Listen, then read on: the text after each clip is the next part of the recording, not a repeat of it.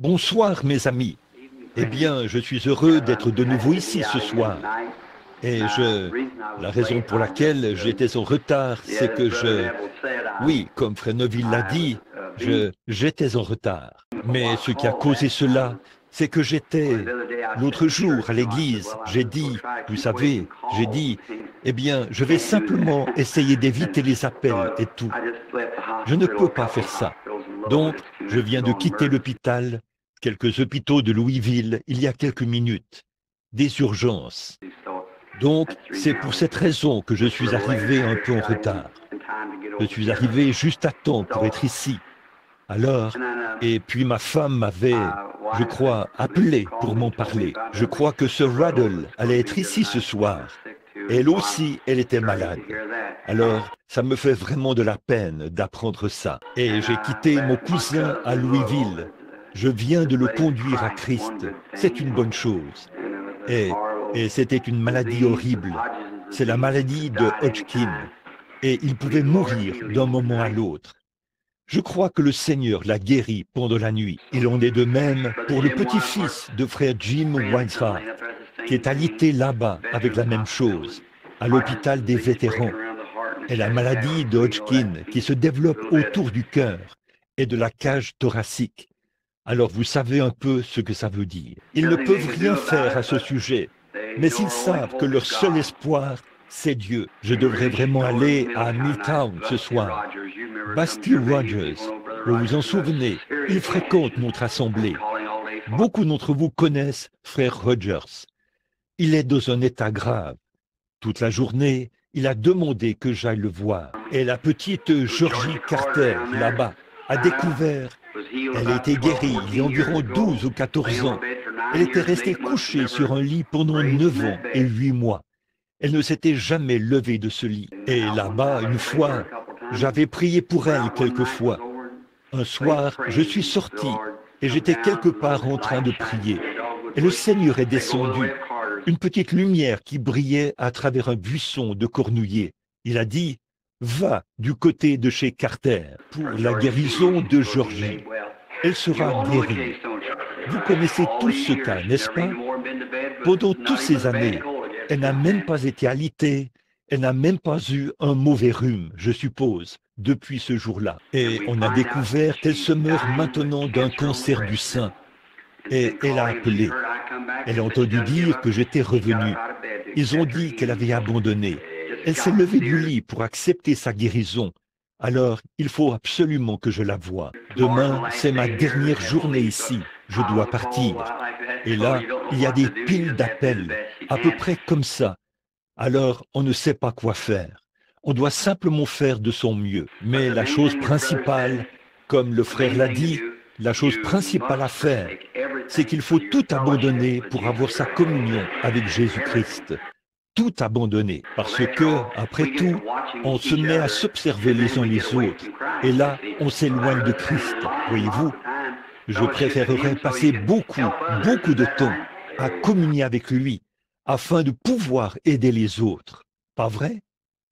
Alors, c'est bon d'être ici ce soir, pour cette petite réunion de prière pour laquelle nous nous rassemblons ici le mercredi soir. Et j'avais oublié de lui dire que j'allais enseigner ce soir. Alors ici, il faut que je vienne ici ce soir et que j'aborde un sujet. Alors, quand j'étais en route pour venir ici, avec les lumières dans ma voiture, j'ai choisi quelque chose ici, que j'avais enseigné comme une leçon d'école du dimanche, il n'y a pas longtemps, dans l'Épître aux Hébreux, pour ce soir. Je crois que la dernière fois que j'ai donné une leçon d'école du dimanche ici, avant de partir outre-mer, j'étais dans Hébreux, chapitre 10. Je me souviens d'avoir lu, et je l'ai noté ici, le verset 18, pour dimanche prochain. Et ce dimanche prochain n'est pas encore arrivé. Alors, peut-être que nous allons commencer à partir de là, ce soir, pour notre leçon de ce soir. Que le Seigneur vous bénisse. Et n'oubliez pas ces gens dans vos prières. Une dame vient de me dire, il y a quelques instants, alors que j'entrais, un vieil ami à moi, dans l'hôpital, ou à l'hôpital plutôt, il vient de subir une opération. Bill Grant, de la police ici, un bon ami à moi. Il imprime ses photos et tout. Il est à l'hôpital, un cas urgent. Et j'ai rencontré le frère Slaughter là-bas. Jean m'a dit, je crois, qu'il avait été à l'hôpital 2 fois. Oh, il y a de la maladie partout, vous savez. Il n'y a pratiquement pas de fin à ça. Mais il a dit, vous savez, je me suis souvent demandé quand Moïse a conduit les enfants d'Israël dans le désert. Quand il les a fait sortir, il y avait environ 2 millions de personnes. Ça, ce sont les jeunes et les vieux, tous ensemble. Et il les a conduits pendant 40 ans dans le désert. Là, réfléchissez à ça. Comment, bon, là-bas, sans le système sanitaire que nous avons aujourd'hui. Et ils avaient des jeunes, beaucoup de jeunes là-bas. D'après vous, combien de bébés naissaient par nuit avec 2 millions de personnes? Et là, sans compter toutes les personnes âgées et les infirmes et tout. Et il les a conduits pendant 40 ans, sous la conduite de Dieu, dans le désert pendant 40 ans. Et quand ils sont sortis, il n'y en avait pas un seul d'entre eux qui était faible. N'aimeriez-vous pas regarder dans la sacoche de médicaments du docteur Moïse ce soir pour voir ce qu'il y avait là-dedans pour les garder en bonne santé? Aimeriez-vous tous regarder ça? Je peux vous la montrer. Nous allons revenir là, maintenant, dans Exode. Et je vais montrer où. Voici sa pharmacie. Je vais vous montrer ce qu'il a dit ici. Je vais regarder dans sa sacoche de médicaments. Et je vais voir ce qui est dit. Quand un bébé était sur le point de naître, quand quelqu'un avait une crise d'appendicite, ou avait attrapé la tuberculose, ou quelque chose comme ça, voici l'ordonnance que Moïse lisait. Je suis l'Éternel qui te guérit. C'est la seule chose qu'il avait. Je suis l'Éternel qui te guérit. Eh bien, c'est la seule chose qu'il avait. Ah oui, c'est suffisant, n'est-ce pas? Moïse a dit, maintenant l'Éternel est celui qui t'a guéri. Ils ont simplement prié pour cette personne et elle a été guérie. Et savez-vous une autre chose qui est arrivée pendant cette période passée dans le désert? Ils n'avaient même pas besoin de chaussures neuves quand ils sont sortis. Et leurs vêtements ne s'étaient même pas usés. 40 ans dans le désert, avec un seul médicament, une seule ordonnance. Je suis l'Éternel qui guérit toutes tes maladies. Et il l'a fait, parce qu'ils l'ont pris au mot. Et ils ont été délivrés de toutes. Souvenez-vous, là, ils avaient été enseignés. Ils avaient été avec les Égyptiens, qui étaient les gens les plus intelligents. Aujourd'hui, nous n'avons pas de médecins aussi intelligents qu'ils l'étaient. En effet, il y a des choses qu'ils ont faites qui montrent que nous n'en sommes pas encore arrivés là, dans le domaine de la science. Par exemple, les Égyptiens ont construit, il y a seulement quelques jours, je suis passé près du Sphinx, là, pour voir combien grosse était cette chose. Et ces pyramides, eh bien, là-haut, d'une hauteur d'un pâté de maison, dans les airs, il y a des tonnes. Il y a de gros blocs de pierre là-haut, presque aussi gros que ce tabernacle. Aujourd'hui, ils ne pourraient pas les placer là-haut, même s'il le fallait. Donc, ils l'ont fait par un moyen quelconque. Et puis, le Sphinx, je pense qu'il faut 16 wagons plats pour y poser sa patte. Qu'en est-il de son corps? Et c'est très haut dans les airs, là. Comment ont-ils réussi à monter ça là-haut? Vous voyez, c'était des gens qui avaient des secrets, une intelligence que nous n'avons pas aujourd'hui. Je pense que nous l'avons, mais nous n'avons pas avancé avec ça. La science nucléaire, ou quelque chose comme ça, parce que les puissances électriques, ou aucune puissance de ce genre, ne pourrait soulever cela.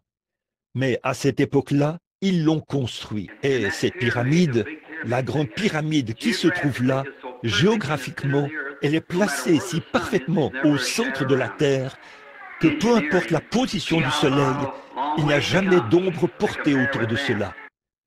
En ingénierie, nous avons beaucoup de chemin à faire pour rivaliser avec eux. Et de penser que ça fait plus de 5000 ans et ils avaient ça. Donc, à l'intérieur de cela, ils trouvent la Bible, exactement comme cette Bible-ci.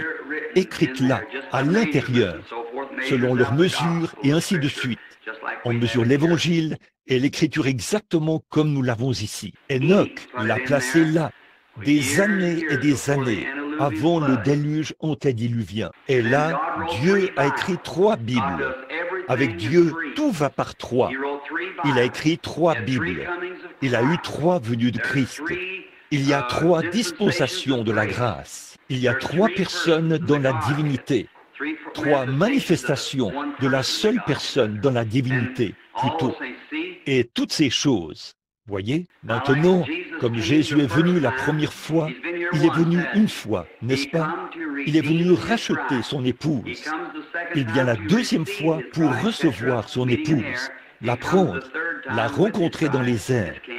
Il vient la troisième fois avec son épouse, en tant que roi et reine. Voyez? Et alors, il y a aussi 3, les 3 manifestations de Dieu. Dieu s'est manifesté une fois dans la paternité, alors qu'il conduisait les enfants d'Israël.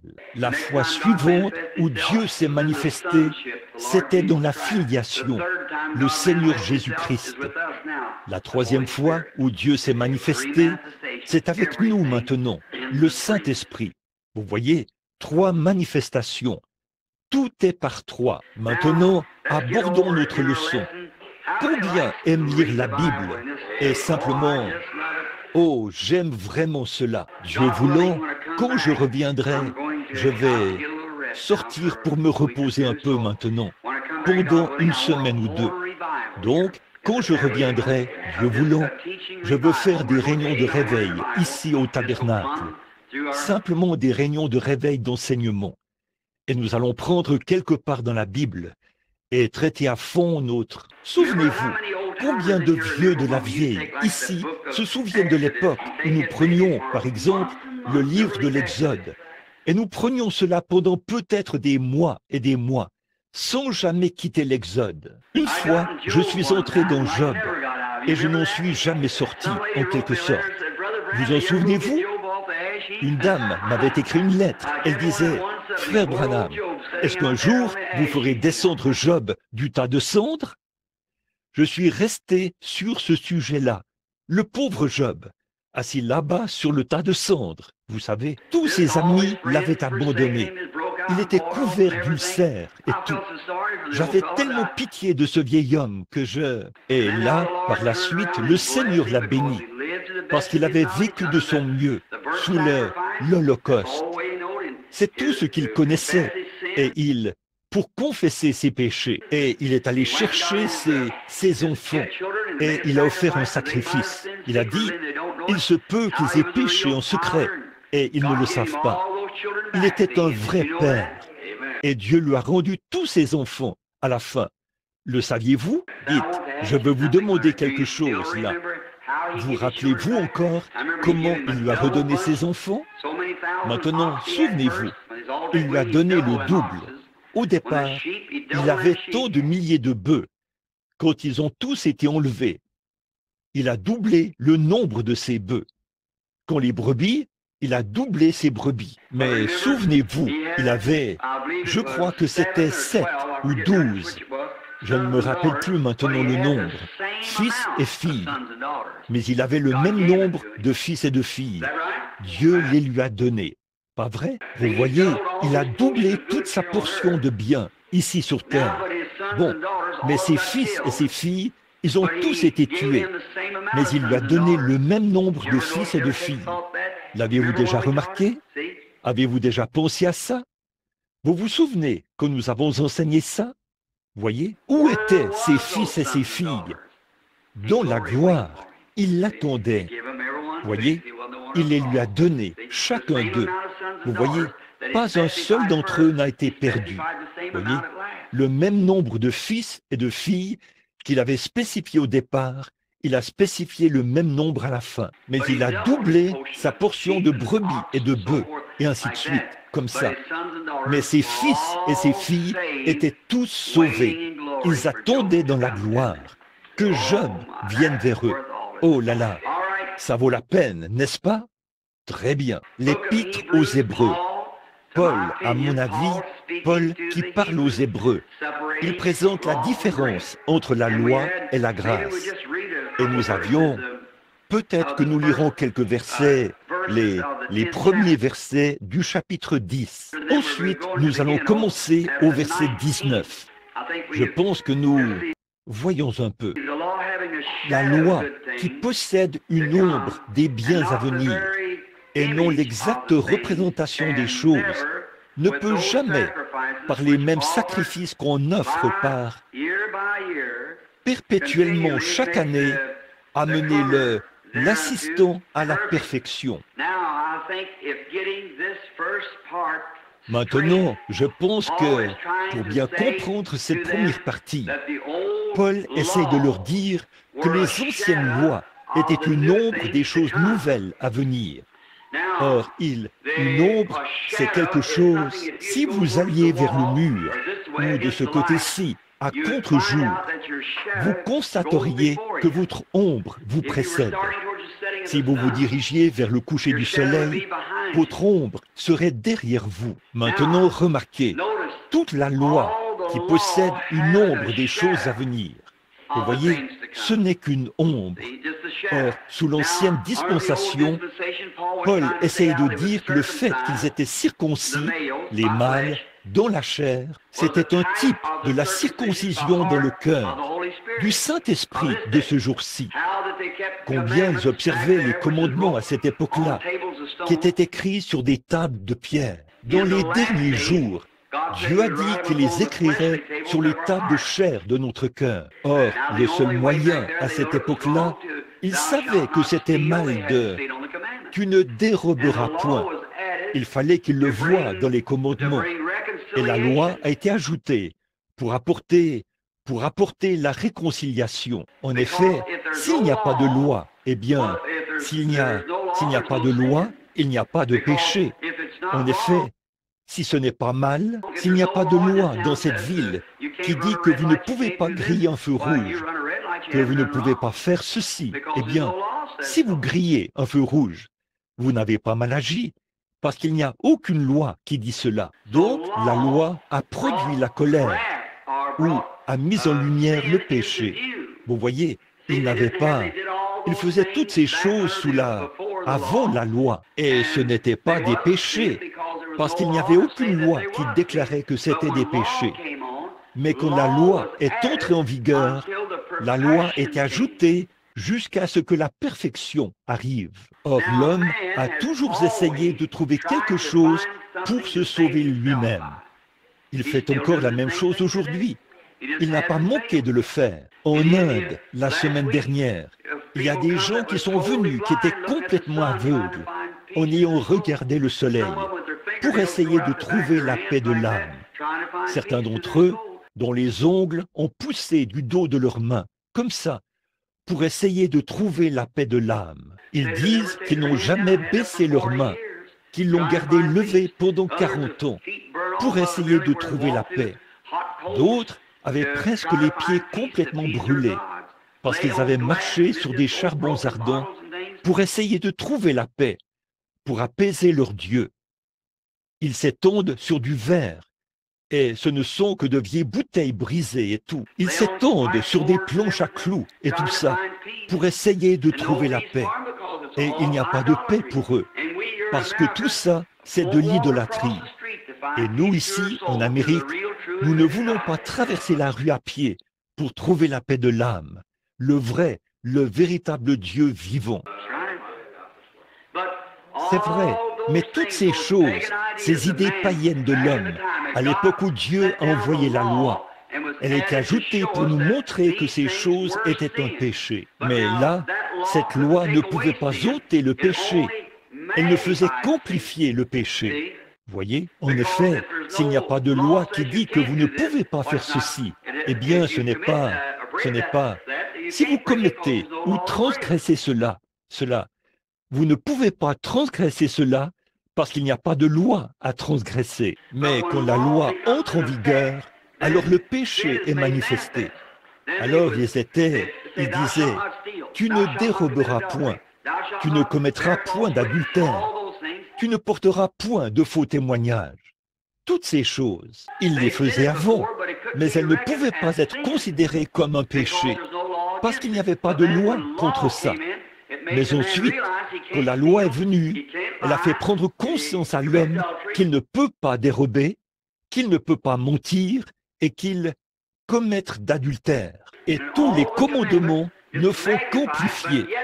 Mais cette loi n'a quand même pas ôté le péché. Cela a seulement amené l'homme à reconnaître que c'était un péché. Ensuite, quand Christ est venu pour ôter le péché. Voyez? Or, la seule chose que la loi faisait, c'est qu'il savait qu'un substitut innocent devait mourir pour le coupable. Cette loi a commencé là-bas, dans le jardin d'Éden. Et puis, là, ils offraient une brebis ou un taureau ou quelque chose. Ils le tuaient, ils jetaient le sang sur l'autel, et ainsi de suite, parce que c'était la couverture ou l'offrande d'un substitut. Mais ça ne pouvait jamais ôter le péché, parce qu'il n'y a pas assez de force dans la vie d'un animal pour faire l'expiation d'une vie humaine, parce que la vie humaine est supérieure à la vie animale. Maintenant, nous voici assis ici ce soir. Nous sommes probablement des Allemands, des Irlandais, et ainsi de suite. Quelques gens de couleur. Peu importe s'ils sont noirs, blancs, jaunes, ou quelle que soit leur couleur, chacun de nous est venu d'une seule personne. Voyez, c'est prouvé par la science que vous pouvez aller au fin fond de l'Afrique et y trouver l'homme le plus noir qu'on puisse trouver. Et si vous étiez malade, il pourrait vous donner une transfusion sanguine. Votre sang est exactement comme le sien. Ou vous pourriez aller en Chine, chercher l'homme le plus jaune qu'il y ait en Chine. Et il pourrait vous donner une transfusion sanguine. Voyez?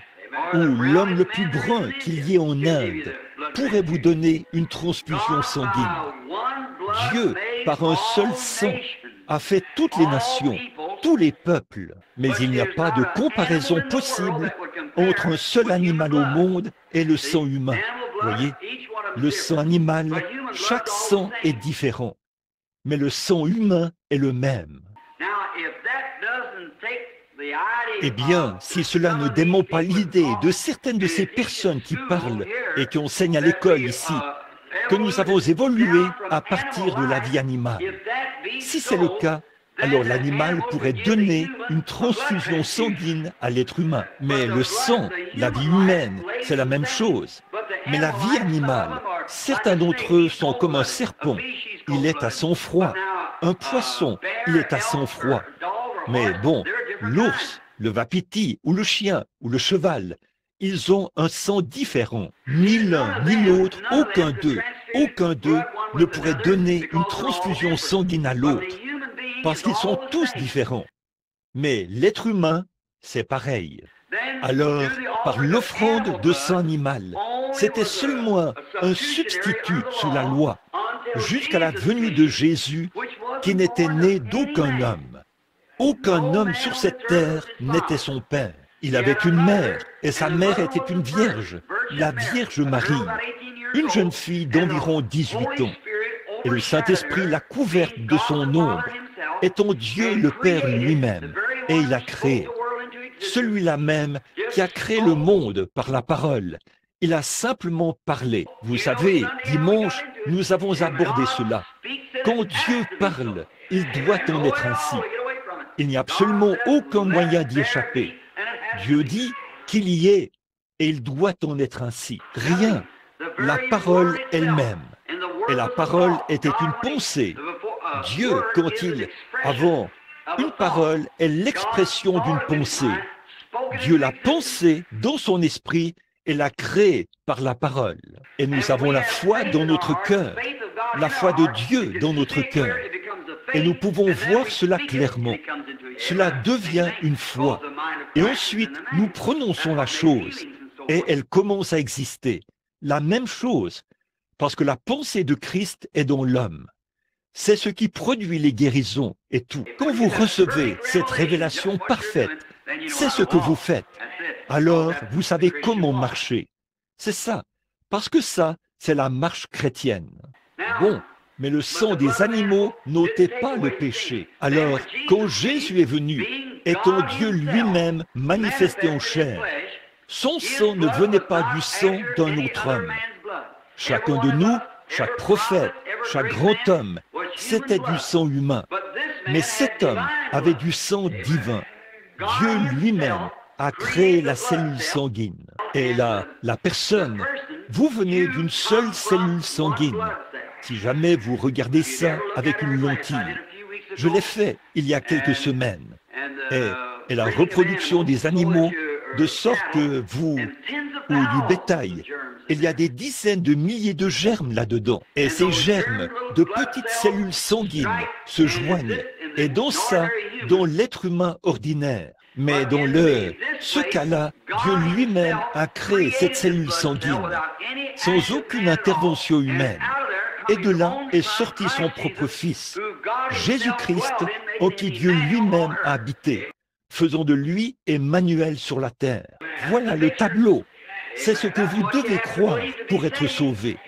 Et alors, Jésus, gratuitement, il n'avait pas à le faire, mais gratuitement, avec l'amour dans son cœur pour son prochain.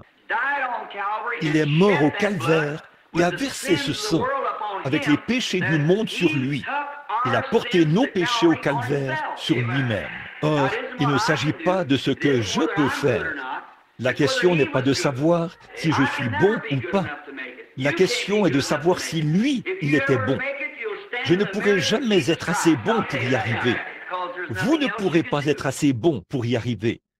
Si jamais vous y arrivez, vous vous tiendrez là par les mérites de Jésus-Christ. Je vais vous dire ça maintenant, parce que vous ne pouvez rien faire d'autre.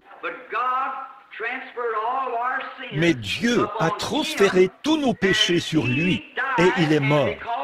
Et parce qu'il est mort pécheur, la Bible dit, son âme est allée dans le séjour des morts. C'est vrai. Et pendant qu'il était là, il a prêché à ceux qui étaient en prison, qui ne s'étaient pas repentis lorsque la patience se prolongeait au jour de Noé. Mais il n'était pas possible qu'il laisse son corps voir la corruption, ni qu'il abandonne son âme dans le séjour des morts.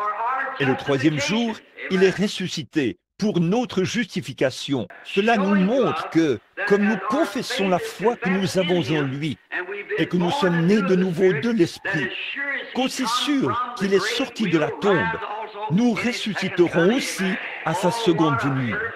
Oh, quelle espérance parfaite! Oh, quand on voit les religions du monde et leurs superstitions, et ensuite on voit que notre salut est notre ferme espérance, fondée sur un principe fondamental. Tous les démons de l'enfer ne peuvent ébranler cela. On peut les voir déployer leur beauté. La religion bouddhiste est une belle religion. La religion hindouiste est une belle religion. Mais frères, ils sont aussi dépourvus de la vie qu'il est possible de l'être. Où se trouve la vie?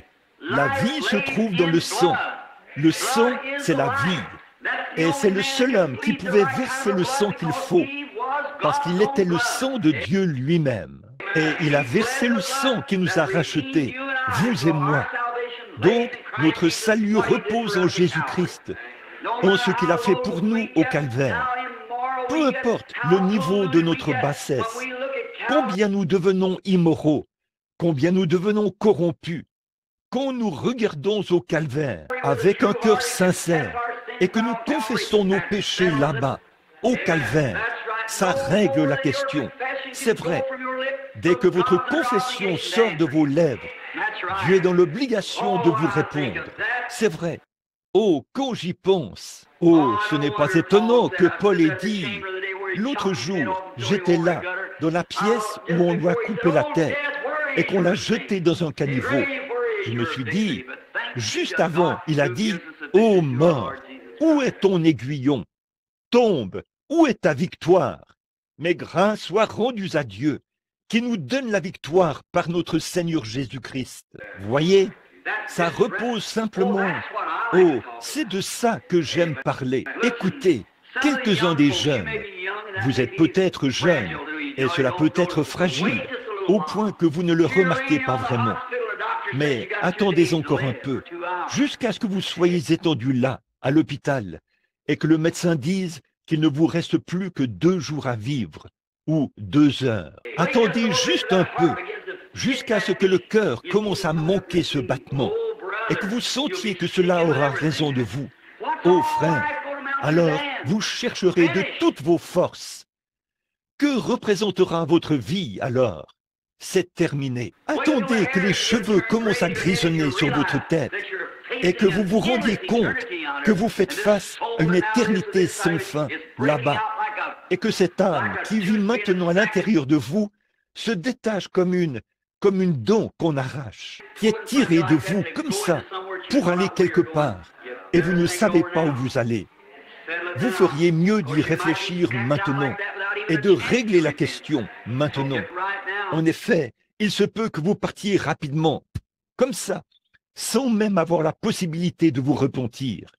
Alors, mettez-vous en règle maintenant. Pour le peuple américain, il n'y a aucune excuse.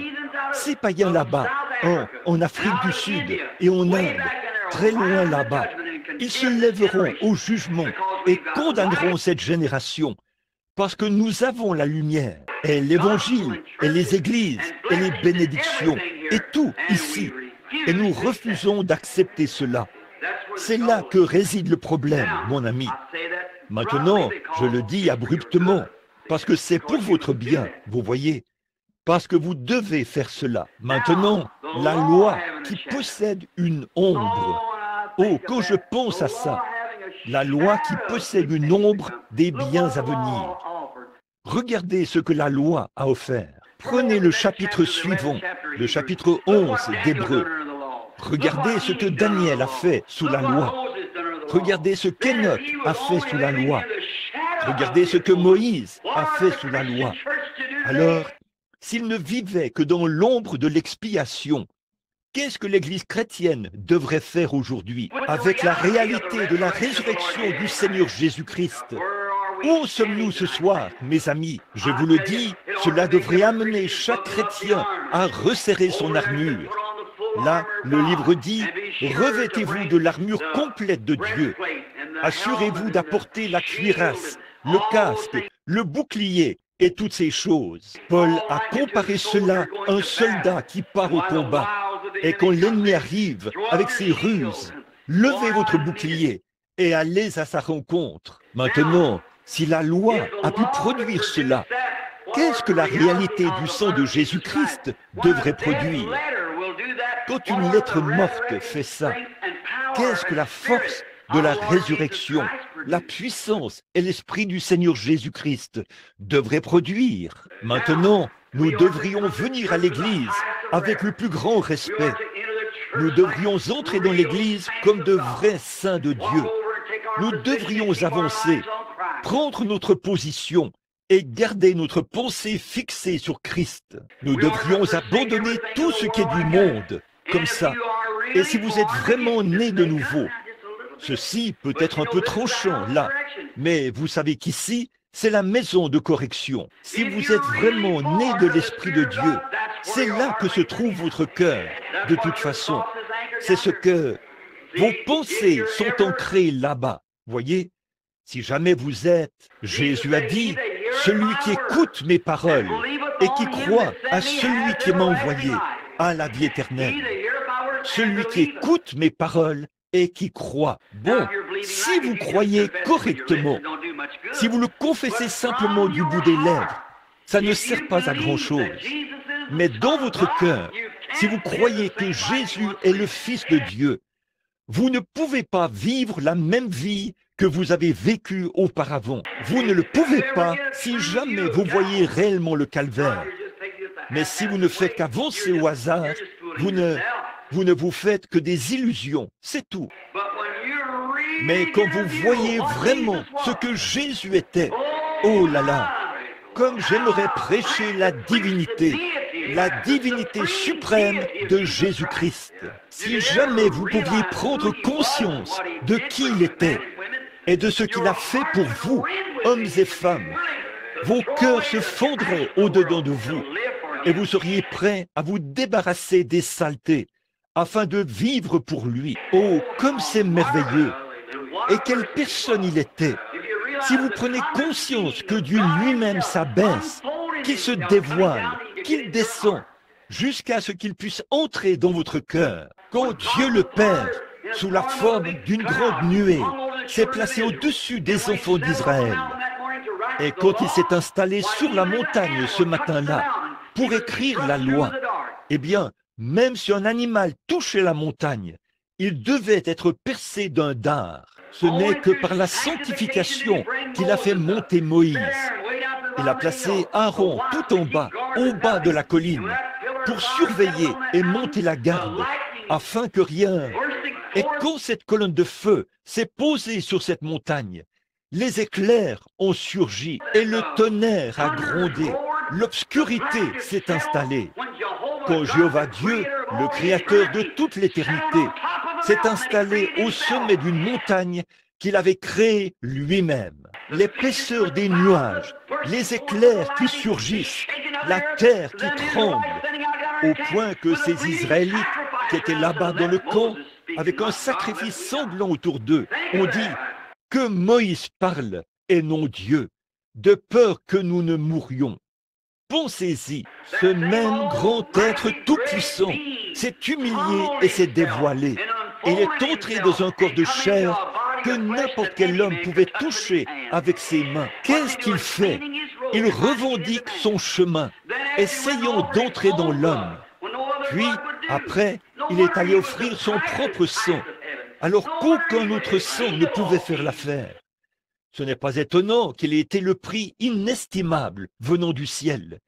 Ce n'est pas étonnant qu'il ait été le roi de tous les rois, quand il s'est voix dévoilé, qu'il est descendu et qu'il s'est soumis aux mains de l'homme pécheur pour être battu, qu'on crache sur lui, qu'il soit meurtri, pendu à la croix et meurt. Quand il se tenait là, quelqu'un a dit, quand il a dit, je pourrais appeler mon Père, et il m'enverrait 10 légions d'anges. Mais mon royaume n'est pas de ce monde. Et là, ces fous l'ont dit, qu'il soit mis à mort, qu'il soit mis à mort. Pourquoi ne s'est-il pas retourné pour dire que vous soyez mis à mort? Voici la raison pour laquelle il ne pouvait pas le faire, mes amis. Regardez ça, c'étaient ses propres enfants. De penser que les enfants d'un homme réclament le sang de leur papa. Si mes enfants criaient pour avoir mon sang, je ne pourrais dire que « prenez-moi ». S'il refusait de le faire, il perdait son enfant, sa création même, ces êtres humains, et c'était eux qui réclamaient son sang. Pouvez-vous imaginer les enfants qui réclament le sang de leur père? C'est pour ça qu'il ne pouvait pas dire non. S'il avait dit non, ils étaient perdus. Je mourrais volontiers pour mes enfants, et n'importe quel autre père le ferait. Regardez ce qu'il était, ses propres enfants qui réclamaient son sang. Et la justice de la loi exigeait le sang. Et le sang des brebis ne pourrait pas le faire. Le sang des boucs ne pourrait pas le faire. Le sang du bétail ne pourrait pas le faire. Mais il fallait que le sang de Dieu lui-même le fasse. Et Dieu a été fait chair. Il a vécu ici sur terre. Cette grande personne qui faisait retentir son tonnerre au sommet du mont Sinaï était ici en chair à ce moment-là. Ensuite, il a purifié le chemin pour qu'il puisse venir vivre dans votre cœur. Et maintenant, ce même esprit qui a fait retentir son tonnerre sur le mont Sinaï vit dans le cœur humain. Comme c'est merveilleux. Oh, ça devrait faire tressaillir chaque cœur, rien que d'y penser. Maintenant, pour aller rapidement, Paul continuait au verset 5 et 6 ici. Nous essayons de nous rendre au verset 19. Alors, nous pouvons nous dépêcher. Les versets 5 et 6 et ainsi de suite. Il parlait de la façon dont les lois préfiguraient que dans l'Ancien Testament, nous avons vu ça l'autre jour. Oh, il y a quelques mois, c'était à l'école du dimanche. L'homme est sous l'emprise du péché. Disons qu'il avait commis adultère, ou qu'il avait volé, ou qu'il avait violé le sabbat, ou un autre commandement. Alors, il devait prendre un agneau. Il devait amener cet agneau chez les anciens. Et eux, il devait examiner cet agneau. L'agneau devait être irréprochable. Il devait être sans défaut. Regardez la signification ici. L'agneau devait être irréprochable pour une personne qui n'était pas sans reproche. Amen. J'espère que vous le voyez. Oh là là, je me souviens d'une petite histoire. Je ne sais pas si je vous l'ai déjà racontée ou pas. Ce n'est qu'une petite histoire inventée, comme ça. Là, sous la loi, si la vieille maman cheval avait un petit poulain et qu'il était un mulet, vous savez, et que ses oreilles étaient rabattues, et ses genoux cagneux, et oh, il louchait. Quel horrible mulet à voir. Eh bien, ce mulet, s'il pouvait se regarder, il dirait, oh là là, quand le maître viendra, il me tuera, parce que il ne me nourrira pas. Je ne suis pas digne de vivre. Regarde-moi, quel horrible gâchis je suis. Mais si la mère pouvait répondre au petit, elle dirait, un instant, mon chéri, tu peux vivre parce que tu es mon premier et tu as un droit d'aînesse. Là, quand le maître viendra et qu'il te verra dans cet état, il devra retourner chercher un agneau sans défaut et le tuer pour que ce mulet qui a l'air infirme puisse vivre. Vous voyez, le sacrificateur n'a jamais vu le mulet, il a vu l'agneau. La question n'était pas de savoir si le mulet était parfait, il fallait que ce soit un agneau parfait. Oh, j'espère que vous le voyez. La question n'est pas de savoir si vous êtes assez bon pour être un chrétien ou pas. La question, c'est de savoir si lui, il était assez bon. Si Dieu l'a accepté et que son sang fait l'expiation, Dieu ne vous voit pas, il voit l'agneau. Oh là là! Alors, ce petit mulet pouvait dresser sa queue en l'air, s'ébrouer, sauter, courir dans le champ, passer de bons moments. Il vivra. Mais l'un qui est parfait devait mourir pour l'imparfait. C'était moi, William Branham. Je ne vaux rien. Je ne suis pas digne de vivre. Je suis digne d'aller en enfer. Né dans une famille pécheresse, élevé comme un pécheur. Je ne vaux absolument rien. Il n'y a rien de bon en moi. C'est vrai. Mais un jour, j'ai accepté. Alléluia. Quand Dieu abaisse les regards vers Christ et que Christ a pris ma place là, Dieu ne me voit pas. Il voit celui qui est parfait. Donc, tant que je suis ici, en lui, je suis alors amené à la perfection. Pas par moi-même. En lui, pas ma perfection. Je n'en ai pas du tout. Vous n'en avez pas du tout.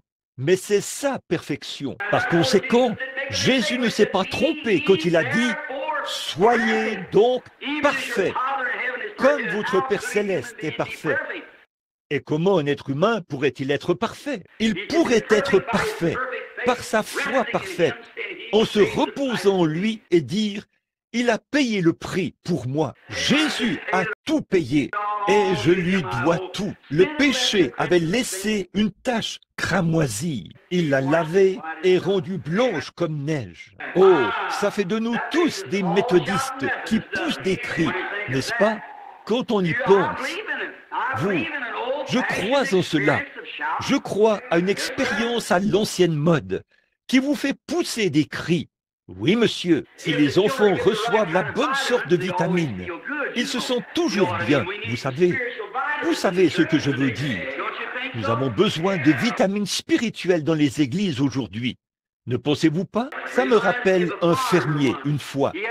Il avait une vieille petite, l'un des fermiers, il avait une grange, et il avait tout l'équipement agricole qu'il faut, dont il avait besoin pour faire son travail.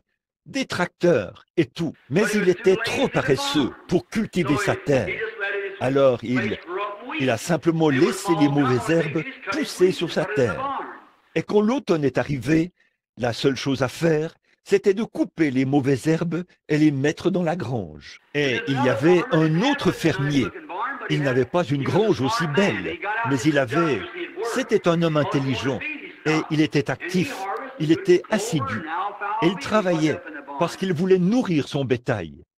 Il a récolté du bon trèfle et de la luzerne et il a mis cela dans sa grange. Dans les deux fermes, il y avait un petit veau né chaque année. cette année. Et là, le petit veau, là-bas, dans l'autre grange, il fallait qu'il se nourrisse de mauvaises herbes. Mais il avait une belle grange. Et l'autre petit veau, sa grange ne valait pas grand-chose. Mais il avait quelque chose à manger. Ça me fait penser à certaines de ces églises, là. On voit ces endroits grandioses, immenses, très hauts et splendides, vous savez, avec des orgues à tuyaux de $1000, de milliers de dollars, je veux dire, et des fauteuils rembourrés et tout. Mais y a-t-il quelque chose à manger? C'est ça qu'il faut voir. Vous allez dans une petite mission quelque part, vous savez, et il se peut que vous trouviez beaucoup de choses là-dedans, vous savez, des vitamines spirituelles. Dieu a ces vitamines pour vous aider.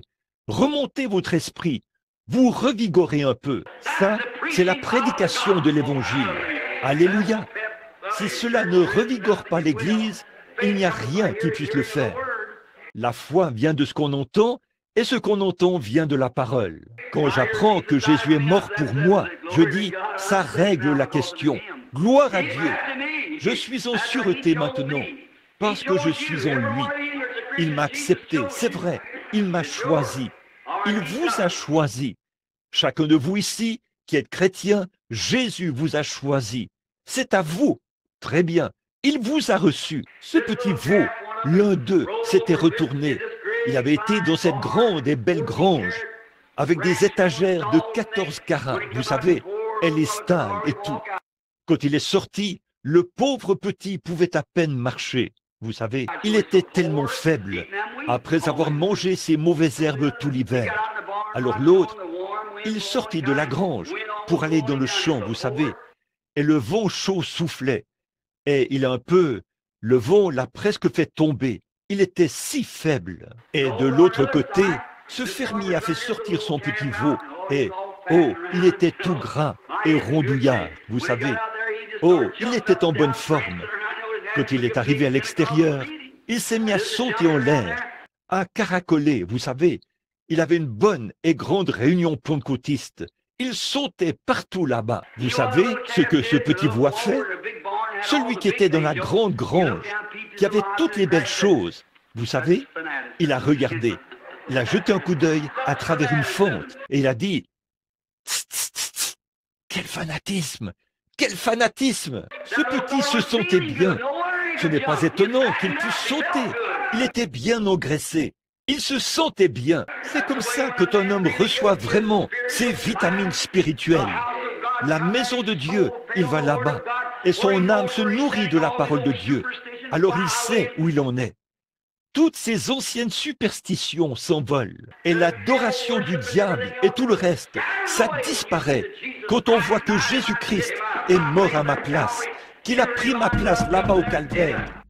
Le pur amour divin entre là. Cela m'amène à mal me conduire aux yeux du monde de temps en temps. Je me sens vraiment bien à ce sujet parce que je me bourre de vitamines. Voilà, ces bonnes vieilles vitamines ici. Bon, Paul a dit que quand l'adorateur venait et qu'il apportait le petit, s'il avait mal agi, il venait avec ce petit agneau. Là, le souverain sacrificateur l'examinait, le sacrificateur le faisait, et il voyait que l'agneau n'avait pas de défaut. Il l'examinait pour voir s'il convenait. Et si c'était le cas, alors il déposait le petit agneau sur l'autel. Et voici venir l'homme qui avait mal agi. Il disait, « Eh bien, j'ai dérobé. Et je sais maintenant que je suis assujetti à la mort, parce que j'ai mal agi. Dieu ne voudrait pas que je dérobe. Son commandement dit de ne pas le faire. Maintenant, je vais poser mes mains sur ce petit agneau. Et les commandements de Dieu disent ici, « Tu ne déroberas point. » Et j'ai dérobé. Alors je sais que je suis assujetti à la mort. Quelque chose doit prendre la responsabilité de mon péché, parce que j'ai dérobé. Et Dieu a dit que le jour où j'en mangerai, ce jour-là, je mourrai. Donc, j'ai dérobé. Et Dieu a dit, si tu dérobes, tu dois mourir pour ça. Alors, il a exigé que, si je ne voulais pas mourir, je devais apporter l'agneau. Alors, je dépose l'agneau ici, et je mets mes mains sur la tête de ce petit animal, et il bêle et tout ça. Et je dis, Seigneur Dieu, Je regrette d'avoir dérobé. Je confesse et je te promets que je ne déroberai plus.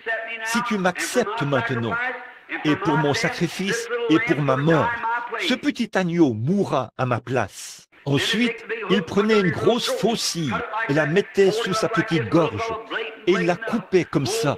Il le tenait comme ceci, et le petit animal bêlait et bêlait. La laine s'élevait en l'air, couverte de sang, comme ça. Et sa pauvre petite bouche, il bêlait, bêlait, bêlait. Et voilà que tout son sang coulait, et il courbait sa petite tête. C'était fini. Ensuite, l'homme s'est inscrit ici sur un registre qui est placé sur le côté de l'arche, comme ceci, que cet homme a fait une confession. S'il le fait une deuxième fois en un an, il devra mourir quand même. Il devra mourir avec l'agneau. Or ça, c'était l'Ancien Testament. Il repartait de là. Dès qu'il faisait sa confession, il repartait. Et peut-être qu'il avait commis adultère. Peut-être qu'il avait fait quelque chose de mal. Beaucoup plus. Quand il repartait de là, peut-être qu'il avait tué un homme.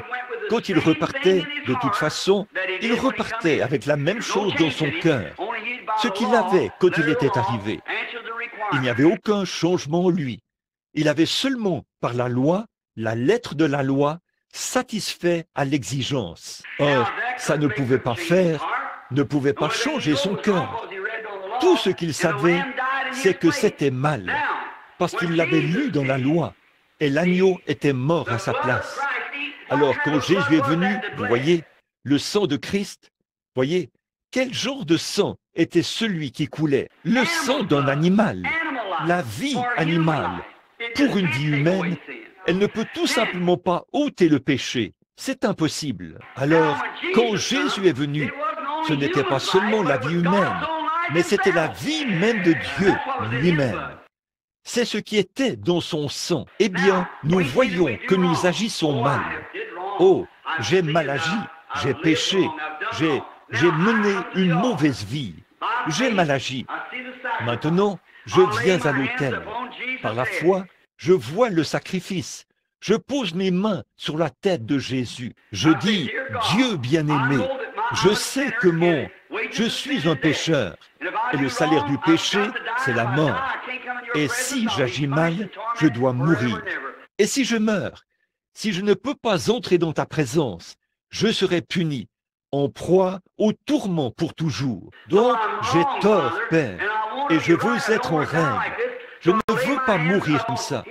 Alors, je pose mes mains sur sa tête, et sa vie a été ôtée pour ma vie. Mais ce qu'il y a, c'est que quand je repars de l'autel, je repars avec un cœur changé.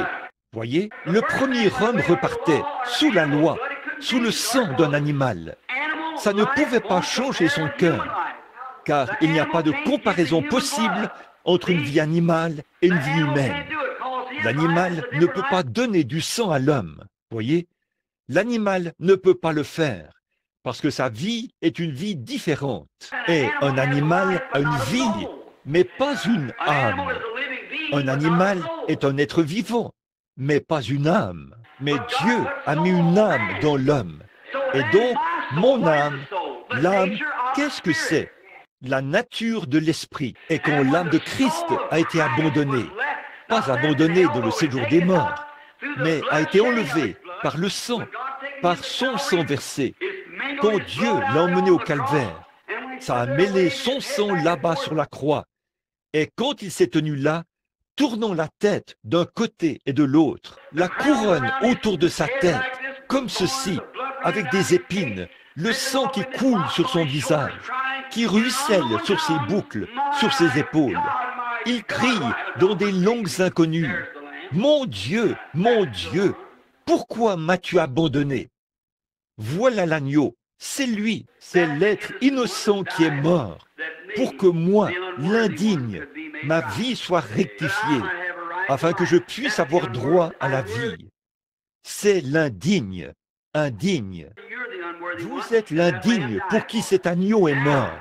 Maintenant, vous vous avancez ici et vous posez vos mains sur lui. Vous voyez, vous faites votre confession et Dieu vous répond par le Saint-Esprit. pour confirmer qu'il vous a reçu par un seul sacrifice. Voilà, c'est ça. Par un seul sacrifice, il a mené à la perfection pour toujours. Voilà, car l'adorateur venait chaque année. C'était un perpétuel, presque chaque année, il revenait. Et il fallait venir l'année suivante, ayant le même désir dans son cœur. Mais quand il a fait un sacrifice par lui-même, chaque péché, tout désir du péché et tout le reste a été ôté du cœur de l'homme. Et il se tient là, rendu parfait aux yeux de Dieu, non pas par ce qu'il a fait, mais par ce que Jésus a fait pour lui. Et il a accepté le sacrifice du Seigneur Jésus-Christ. Oh, que de choses merveilleuses, mon ami. Maintenant, le verset 19. Il nous reste environ 20 minutes. Consacrons tout ce temps dans les Écritures maintenant.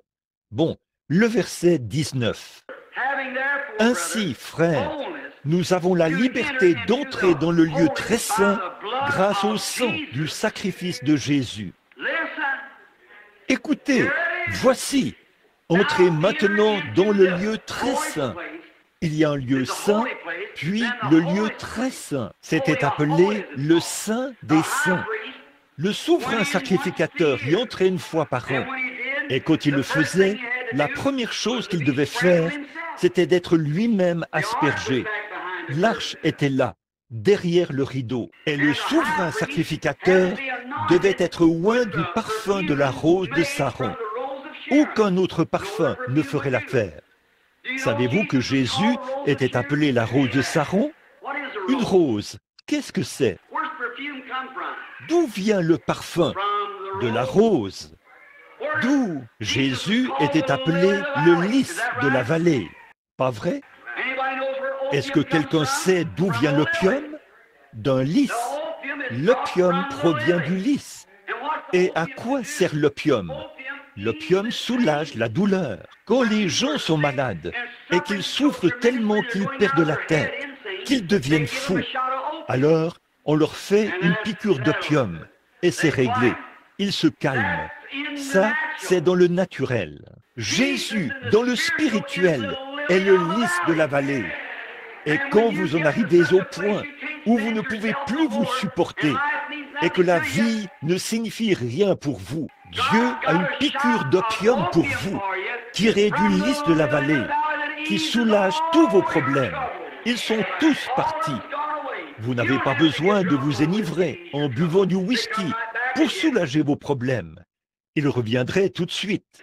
Mais venez boire une gorgée d'opium du lys de la vallée, et ils sont finis pour toujours. Advienne que pourra. Si vous vivez, si vous mourrez, si vous êtes ceci ou cela ou autre chose, rien ne vous sépare de l'amour de Dieu qui est en Jésus-Christ. On ne promet pas aux chrétiens une vie facile, mais on leur promet la grâce suffisante pour chacun de leurs besoins. Amen. Dites donc, je crois que je me sens religieux en ce moment. Pensez-y. Oui, monsieur. En effet, quand je suis là et que je me pose des questions, que je regarde ici et que je vois ceci qui se passe, cela qui se passe, mais je me dis, un instant, oh là là, voyez, voilà le lys de la vallée. Maintenant, l'odeur, qu'est-ce qu'elle fait? Une odeur, les femmes se mettent du parfum pour être agréables. Et parfois, les hommes se mettent une lotion après rasage, comme ça, afin que les odeurs nauséabondes vous quittent. Quand vous êtes en présence de quelqu'un, avec des odeurs corporelles ou quelque chose du genre, le parfum sert à enlever cette odeur, afin que vous, en présence de la personne, que vous ne sentiez pas très mauvais. C'est insupportable. C'est ce que les parfums ou le savon contient du parfum. Et vous vous lavez avec du savon ou le talc ou quoi que ce soit d'autre. C'est pour ça qu'on les utilise. Maintenant, remarquez, Amen, je me sens bien. Regardez, Jésus a dit, vous voyez, il était la rose de Saron. Et il était offert à Dieu comme une agréable odeur. Et ceci, et alors, quand nous devenons insupportables devant Dieu, et si, pardonnez-moi cette expression, si puants, vous voyez que nos péchés et tout sont si graves et si répugnants, alors nous venons au calvaire, et où un lys ou n'importe quelle fleur, avant qu'un parfum puisse être fabriqué. Prenez une fleur, elle est magnifique, un gros lys du matin, ou une rose. La rose de Saron est une fleur magnifique. Pendant qu'elle est vivante, elle est magnifique. Mais pour en extraire une odeur, pour obtenir un parfum, il faut l'écraser.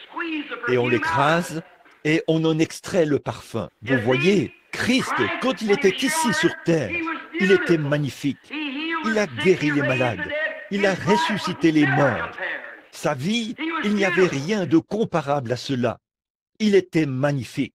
Mais pour vous rendre comme lui, il était... Quand Dieu a abaissé le regard, il a dit, « Celui-ci est mon fils bien-aimé, en qui j'ai trouvé mon plaisir. » Il a dit, « Vos sacrifices me puent au nez, mais celui-ci est celui en qui j'ai trouvé mon plaisir. » Or, il avait trouvé son plaisir. Et pour que Dieu trouve son plaisir en nous, il fallait qu'il soit écrasé au calvaire. Et le péché de ce monde devait faire sortir la vie qui était en lui. Et il est mort en portant les péchés du monde, afin que nous puissions être loin de la rose de Saron. Il était le lys de la vallée. Il était blessé pour nos transgressions, une agréable odeur. C'est par ces meurtrissures que vous avez été guéris. Le lys de la vallée qui nous donne l'opium pour soulager nos maladies et nos douleurs. Quel tableau merveilleux! Or, le souverain sacrificateur, avant de pouvoir entrer dans ce Saint des Saints, la première chose qu'il devait faire, c'était de porter un vêtement confectionné d'une certaine manière. Il ne pouvait pas être confectionné par n'importe qui. Il fallait qu'il soit confectionné par des mains saintes. Cela montrait que nos vêtements, voilà, je viens tout juste de recevoir cela. Frère, si vous ne portez qu'un vêtement d'église, vous feriez mieux de vous débarrasser de cette chose. Vous ne pouvez pas aller derrière le Saint des Saints. Le vêtement que le souverain sacrificateur portait à l'intérieur, il devait être confectionné par des mains saintes, fait d'une étoffe choisie. Amen. Désigné par Dieu. Voilà, c'est ça. Donc, si vous avez adhéré à l'Église et que vous pensez que tout va bien pour vous, vous avez tort. Voyez, il faut que ce soit une robe choisie par Dieu. Et nos haillons, imbus de notre propre justice, ne seront pas acceptés dans sa présence.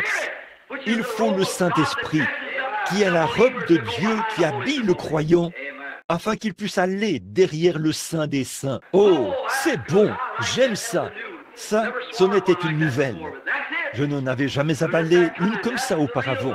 Mais c'est ça, cette sorte-là, c'est la vraie vitamine. Vous voyez, il faut le Saint-Esprit. Regardez la parabole de...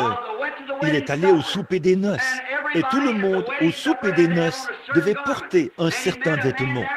Et là, il a rencontré un homme qui ne portait pas ce vêtement-là. Et il a dit, « Mon ami, qu'est-ce que tu fais ici? Comment es-tu entré ?» Bon, vous voyez, si vous connaissez la parabole, en Orient, là-bas, dans les pays orientaux, quand ils font un mariage, encore aujourd'hui, l'époux doit inviter tous ceux qu'il veut inviter. Et Dieu peut, nul ne peut venir à Dieu ou venir à Christ si Dieu ne l'appelle premièrement. Vous voyez, c'est l'élection de Dieu. Maintenant, soyez bien attentifs. Et puis, l'époux, s'il a donné l'invitation, il doit fournir les robes. Et aucun homme, car il invite des pauvres, il invite des riches, mais pour que chaque homme ait la même apparence, il doit porter le même genre de robe. Le pauvre, que le riche porte. Vous saisissez? Or, quand Dieu donne le Saint-Esprit à un homme pauvre, c'est le même Saint-Esprit qu'il donne à l'homme riche. Vous voyez, ils doivent tous être pareils, afin que lorsqu'ils entrent dans la présence de Dieu, personne ne puisse dire « je suis mieux habillé ». Parce que c'est le même sang, la même grâce, le même Saint-Esprit qui vous fait agir de la même manière. Le riche et le pauvre doivent être pareils. Voilà, C'est exactement la parabole. Remarquez. Et puis, quand ils arrivaient avec leur invitation, les robes étaient distribuées à la porte. L'homme se tenait là, il montrait son invitation, qu'il était arrivé, et il la présentait. C'est ce qu'ils font en Inde en ce moment. Donc, ils entrent pour participer au mariage. Le portier se tient là, à la porte, l'homme de maison, et vous donnez votre invitation. Oui, monsieur. Il tend la main, prend une robe, juste une robe, et la met sur lui. Il entre. Cela montre qu'il était officiellement invité, qu'il était officiellement accepté, et que maintenant, il est un membre. Amen. Voilà, maintenant, Dieu le Père, le Saint-Esprit, vient vers vous et vous donne une invitation au souper des noces. Voyez? Eh bien, c'est alors à l'époux de fournir les robes. Et il l'a fait par sa propre vie, en donnant le Saint-Esprit. Et vous venez à la porte, Amen, avec votre invitation. Jésus a dit, je suis la porte de la bergerie. Et quand vous entrez par le nom de Jésus, vous recevez le baptême du Saint-Esprit. Pas vrai? Vous recevez le Saint-Esprit, puis vous entrez et vous devenez un membre de la famille de Dieu. Un membre. Vous dites, un membre? Certainement. Vais-je devenir un serviteur? Non, vous ne le serez pas. Vous devenez un membre. Vous n'êtes pas des serviteurs. Vous êtes des fils et des filles. Nous sommes maintenant des fils et des filles de Dieu. Un membre de la famille de Dieu. Oh là là là là. Je vis peut-être dans une cabane, mais j'ai du sang royal. Voilà, un membre de la famille de Dieu. C'est l'Écriture. C'est ce que dit l'Écriture. Quel amour le Père nous a témoigné, vous voyez, pour que nous soyons appelés fils de Dieu. Oh là là, nous voilà les membres. Eh bien, le souverain sacrificateur qui était loin, en entrant, il devait prendre le sang d'un animal avec lui. Sinon, il mourrait. Et une autre chose au sujet de son vêtement. Saviez-vous qu'au bord de ce vêtement, avez-vous déjà su ce qu'il y avait au bord du vêtement? Il avait quelque chose au bord du vêtement. Et c'était de petites choses qui pendaient au bord de la bordure de son vêtement. Et c'était une grenade et une clochette. Et une grenade et une clochette. Et il devait marcher d'une certaine manière quand il entrait. Il ne pouvait pas faire ses pas n'importe comment. Il devait marcher d'une certaine manière. En effet, chaque fois qu'il faisait un pas, ses clochettes devaient jouer en se cognant sur les grenades. Saint, Saint, Saint est l'Éternel. Alors le Seigneur l'entendait s'approcher. Amen. Alléluia. Voilà, Dieu vous entend si vous entrez par la voie pourvue par Dieu quand vous vous approchez. Car vous entrez en criant de tout votre cœur. Saint, Saint, Saint est le Seigneur Dieu Tout-Puissant. Là vous entrez quand vous venez en cherchant le Saint-Esprit. Voyez, Saint, Saint, Saint est le Seigneur Dieu Tout-Puissant. Et là, l'Assemblée, le seul moyen pour eux de savoir. Or, si on entrait là sans être habillé exactement de cette manière, l'homme mourrait à la porte. Il n'allait plus jamais ressortir. Il mourrait à l'intérieur s'il n'y entrait pas habillé et oint pour y entrer. Bon, la seule manière pour l'Assemblée de savoir si tout allait bien pour lui ou pas. Oh là là, la seule manière dont l'Assemblée qui attendait pouvait savoir si tout allait bien pour le souverain sacrificateur ou pas, ils entendaient le bruit de ses clochettes. Il y avait un bruit à l'intérieur.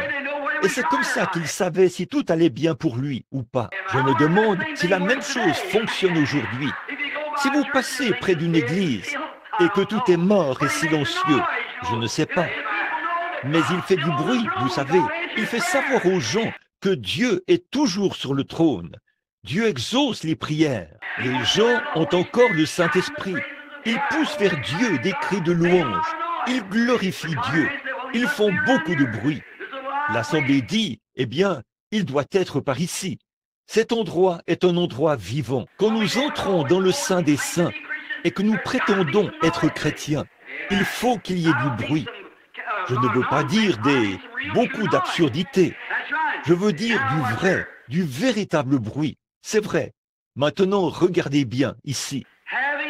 Ainsi donc, frères, puisque nous avons, au moyen du sang de Jésus, une libre entrée dans le sanctuaire, par la route nouvelle et vivante, non pas l'ancienne loi, quand il s'est réconcilié au travers du voile, c'est-à-dire de sa chair. Et puisque nous avons un souverain sacrificateur établi sur la maison de Dieu,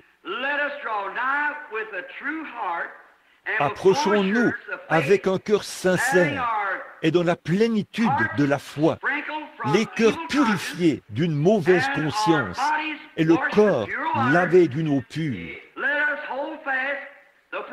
Retenons fermement la profession de notre espérance, car celui qui a fait la promesse est fidèle. Ça ôte vraiment tout. Oh là là, j'aime ceci, mais je suppose que nous devons terminer. Mais quand nous nous approchons de Dieu, n'y allons pas en disant, eh bien là, je me demande si tout va bien. Êtes-vous un chrétien? Eh bien, je l'espère. Ce n'est pas comme ça qu'il faut venir. Frère, croyez l'histoire, acceptez-la et naissez de nouveau.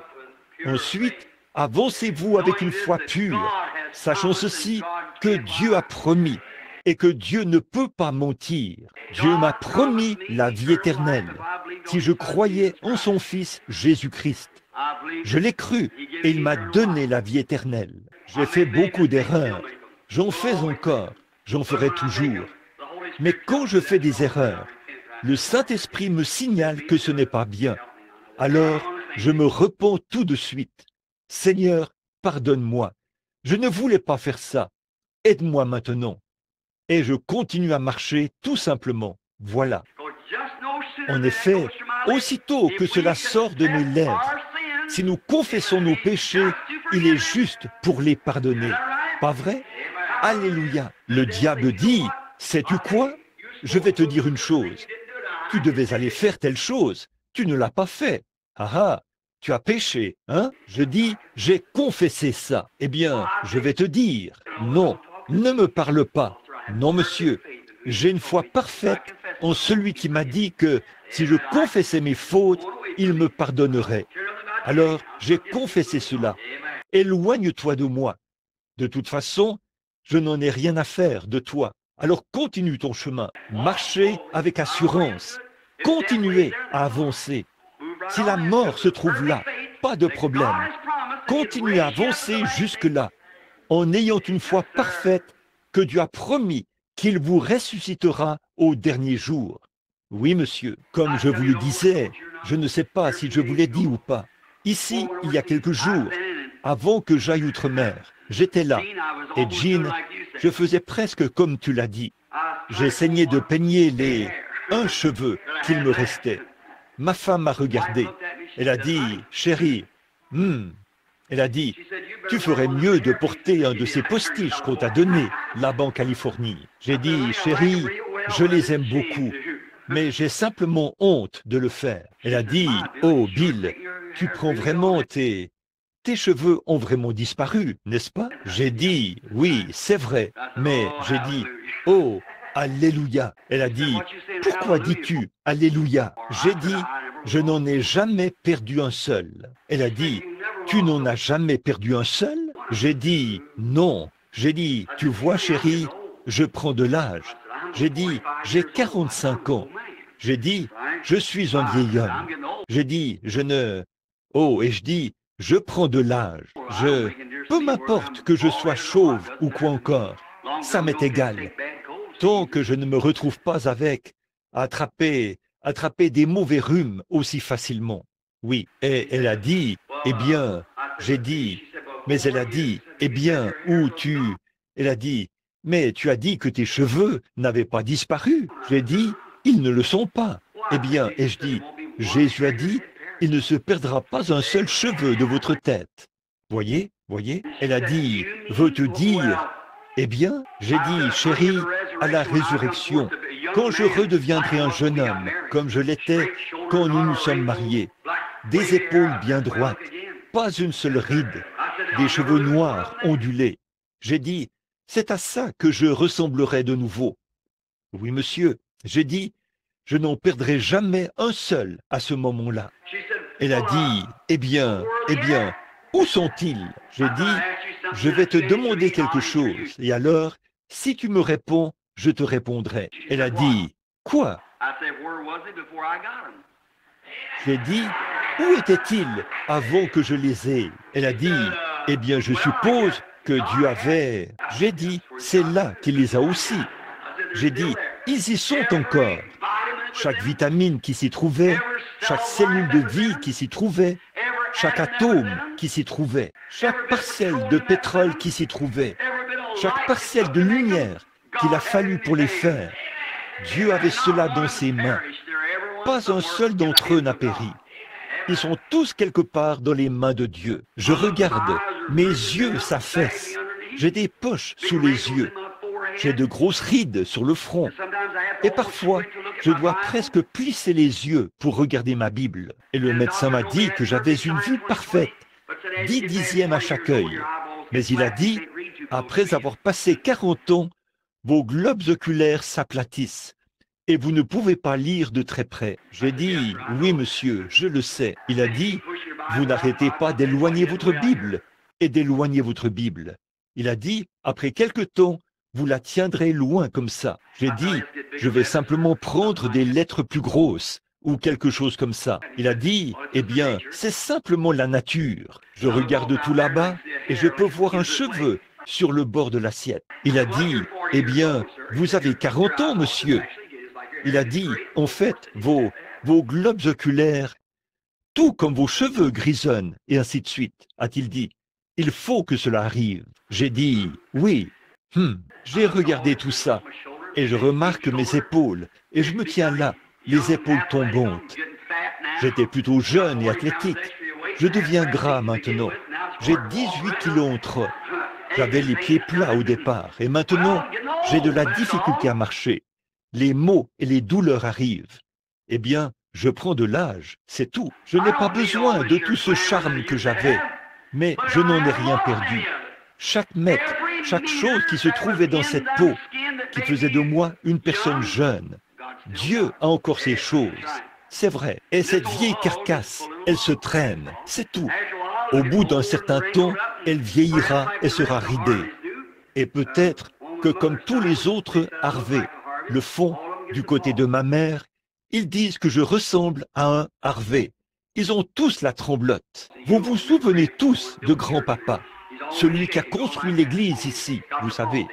Il tremblait continuellement, comme ça, vous voyez, et il avait la tremblote. J'ai remarqué ma pauvre maman l'autre jour.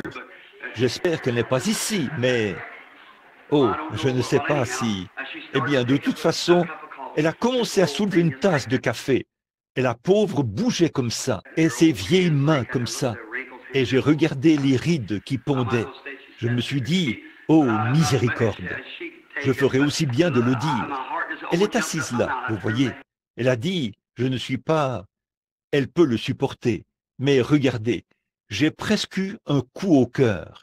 J'ai tourné la tête. Je me suis dit, oh Dieu, combien de fois elle a essuyé mes larmes. Et maintenant, elle a la tremblote. Elle tremble. Je me suis dit, oui, moi aussi, je deviendrai comme ça un jour si je vis. Mes frères, un de ces jours, les vieilles roues de la vie mortelle s'arrêteront toutes. À ce moment-là, j'irai sur la montagne de Sion pour vivre quelque temps là-bas.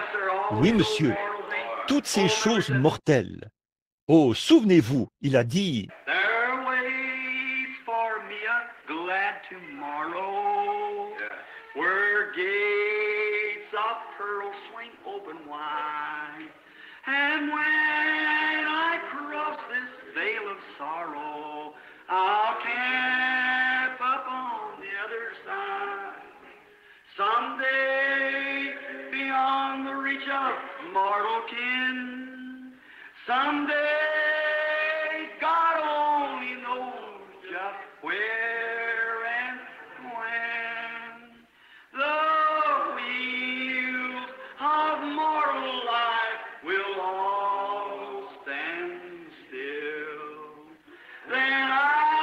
shall go to dwell on Zion's hill. Swing low, sweet chariot, coming for to carry me home.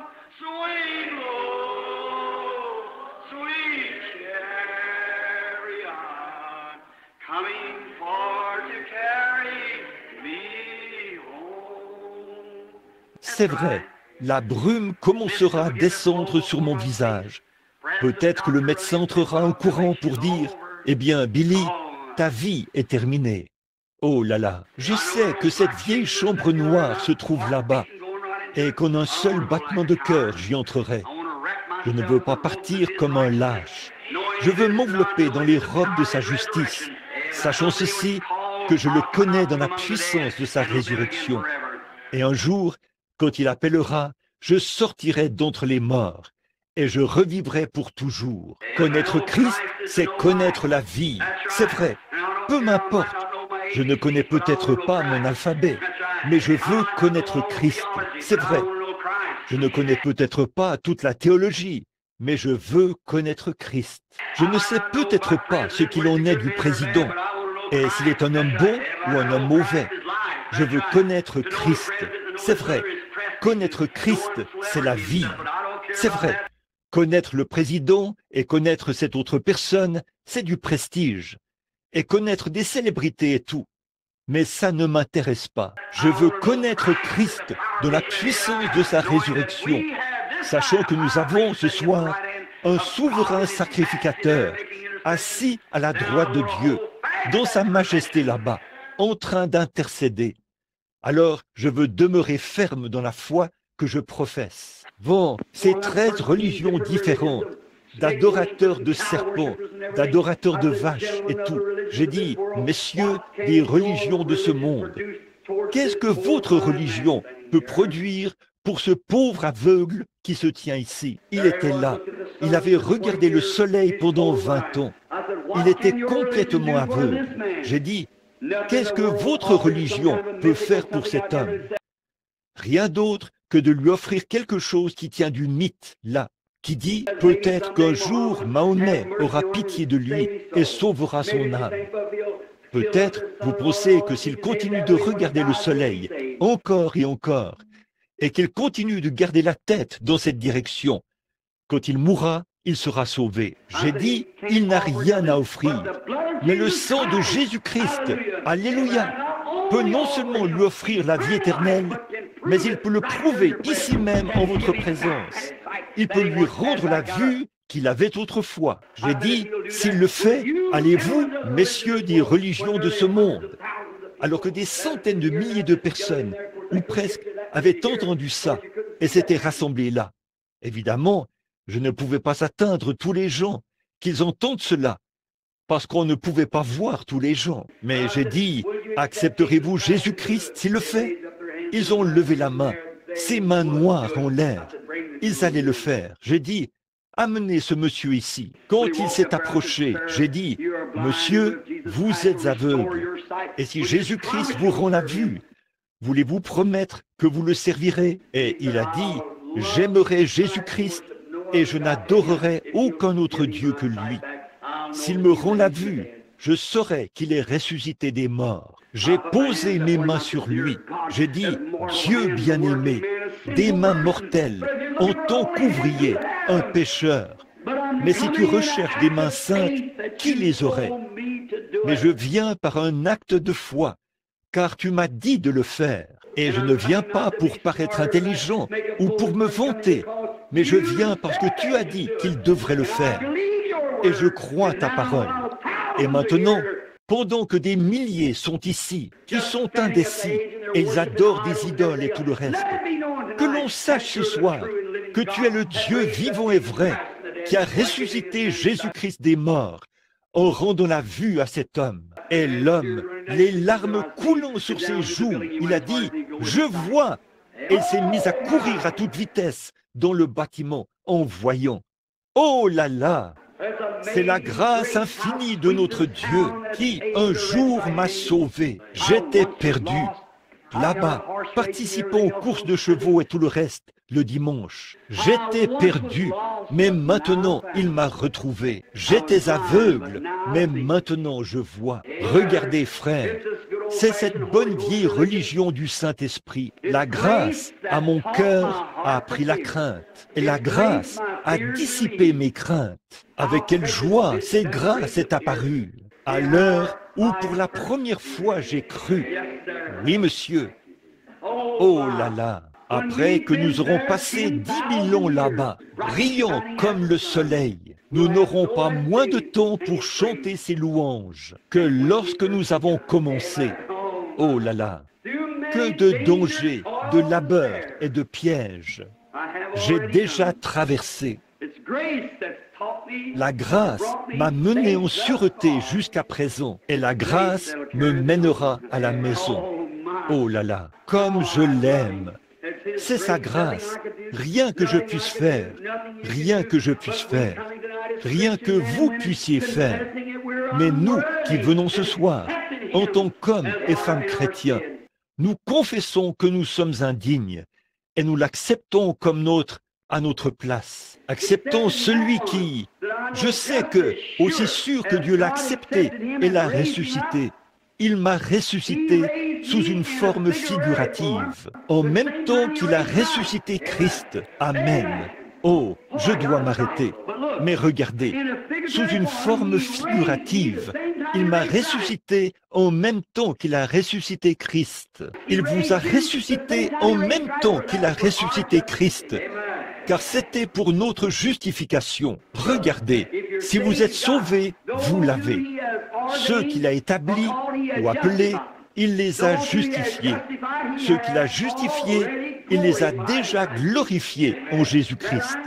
Pas vrai? Il a glorifié déjà en Christ aux yeux de Dieu, qui, il y a très longtemps, des millions d'années, avant qu'il y ait un monde, quand la parole était avec Dieu. C'était la pensée de Dieu, puis sa parole. Puis elle s'est matérialisée là-bas.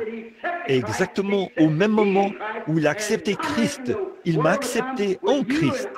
Et là-bas, dans le monde à venir, avec vous et moi et tous les chrétiens de tous les âges, nous l'aimerons et vivrons avec lui et jouirons de l'éternité sans fin avec notre Seigneur Jésus-Christ, notre Rédempteur béni. Oh là là, frère Robertson, là, je sens que je suis une personne différente. Voyez, n'est-ce pas que ces choses à l'ancienne mode, rien que de lire la parole de Dieu, ça vous récure? Vous voyez, ça vous récure comme maman le faisait autrefois, au moment où on faisait les bocaux de fruits. Il fallait mettre les fruits en conserve dans des bocaux, vous savez, les remplir de fruits et tout.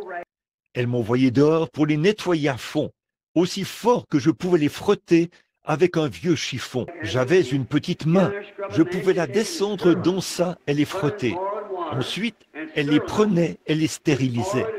Elle les mettait dans l'eau bouillante et elle les stérilisait. Elle faisait bouillir ça aussi fort qu'elle le pouvait, ces bocaux. Je ne pouvais pas comprendre pourquoi elle les faisait bouillir. Mais elle voulait en ôter tous les microbes. En effet, s'il y avait des microbes là-dedans, il rendrait les conserves ou les produits qu'elle y mettait aigres. Donc, c'est ce que nous devons faire quand nous venons à Christ.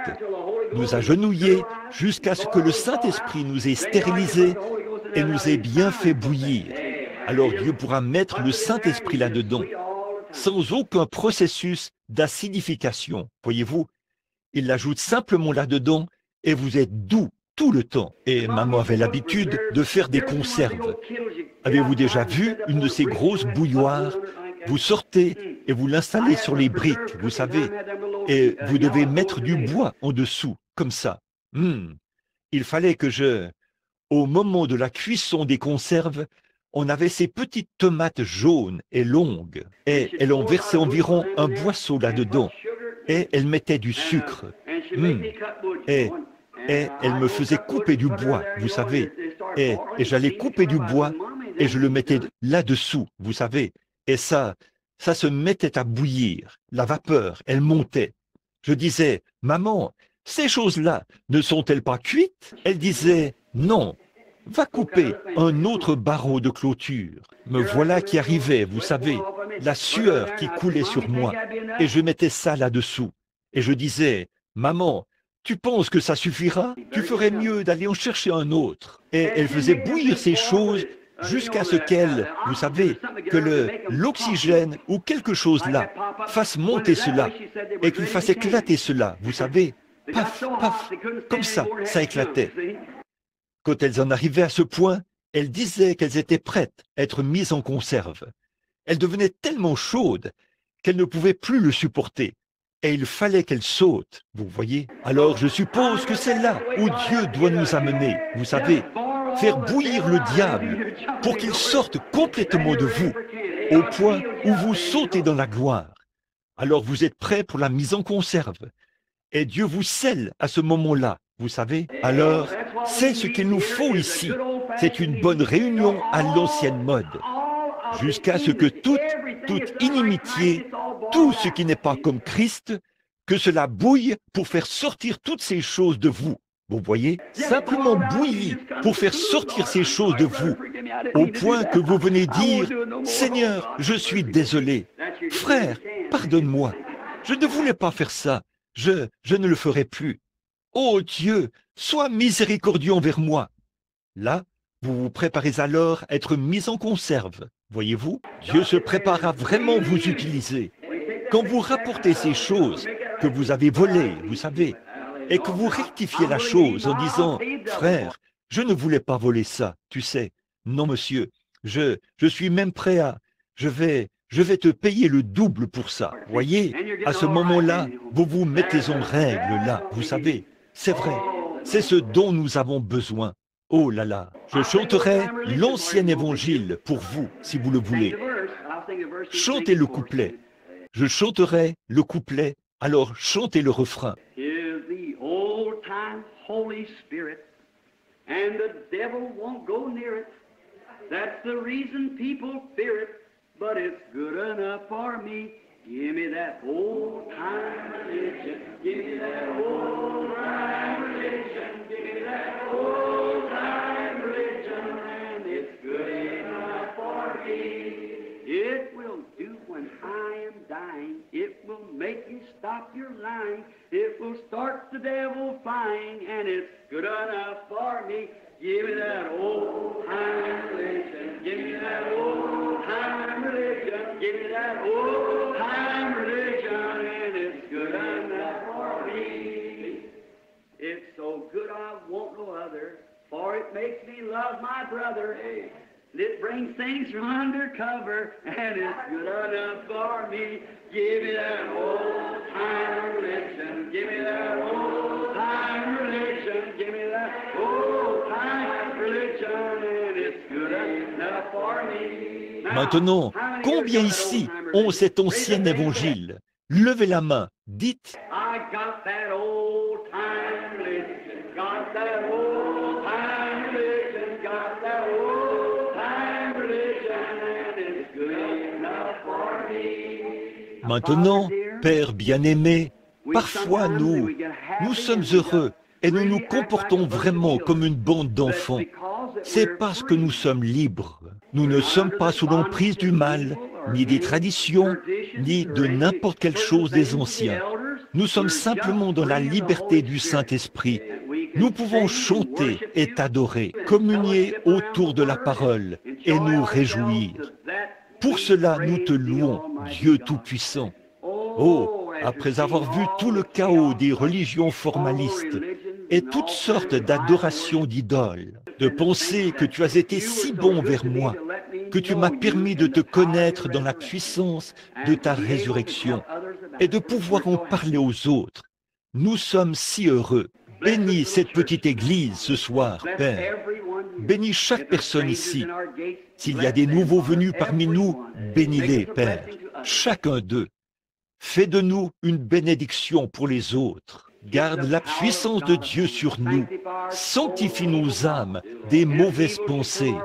Et si le mal se présentait sur notre chemin, puissions-nous rapidement tourner la tête, Seigneur, et marcher dans l'autre direction. Et maintenant, Père, nous te prions de nous bénir tous ce soir.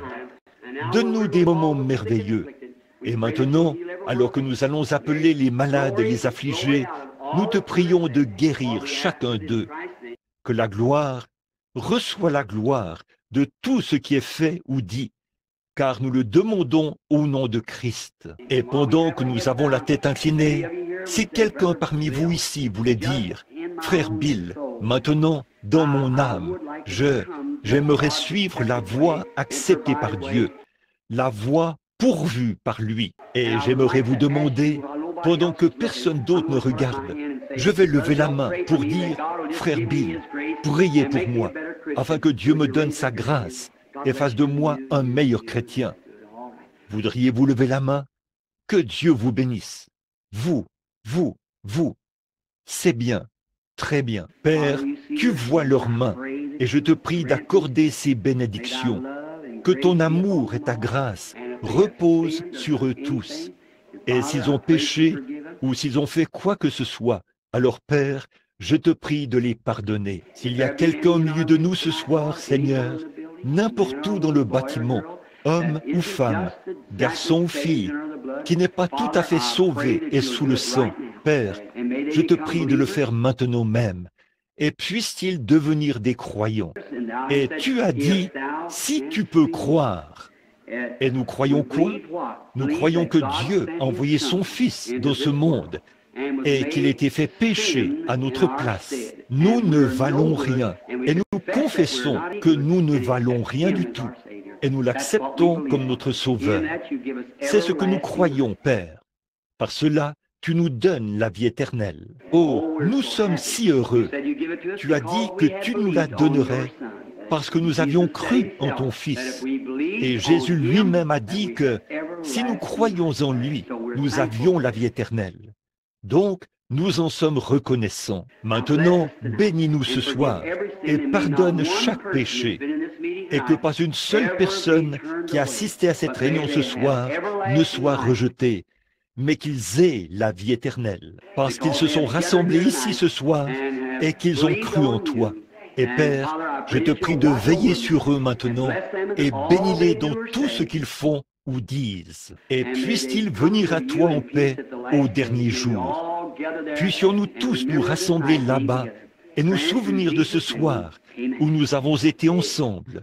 Accorde-le par le nom de Jésus. Amen. Que Dieu vous bénisse, mes chers amis. Et maintenant, Teddy va venir ici au piano. Et ceux pour qui on doit prier, si vous voulez bien vous rassembler autour de l'autel rapidement. Nous n'allons prendre que quelques minutes de plus. Nous allons essayer de sortir à 21h30. Si vous venez maintenant, eh bien, j'ai ici une lettre à lire que quelqu'un m'a envoyée ici. C'est peut-être important pour moi de la lire tout de suite. Alors, et tous les autres, restez à votre place, pendant que ceux pour qui on va prier, je sais que Sir Raddle est ici pour qu'on prie pour elle. Si quelqu'un d'autre, eh bien,